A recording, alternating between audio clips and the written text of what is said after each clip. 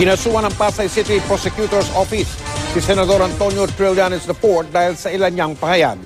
Naraffle na sa Metropolitan Trial Court Branch 45 ang kaso na inciting to sedition na base sa reklamo ng ilang miyembro ng grupong Volunteers Against Crime and Corruption o VACC.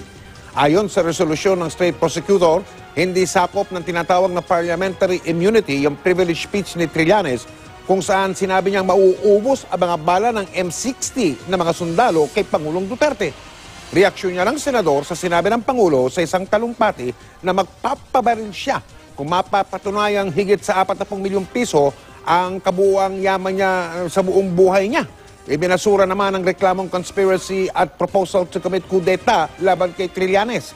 Naniniwala naman ang senador na panggigipit lang ang kasong isinampalaban sa kanya, lalo't wala naman daw siyang hinihimok na gumawa ng kung anuman.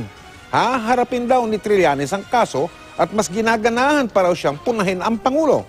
Ayon naman sa tagapagsalita ng Pangulo Harry Roque, ginagalang ng palasyo ang hakbang na yan ng prosecutor.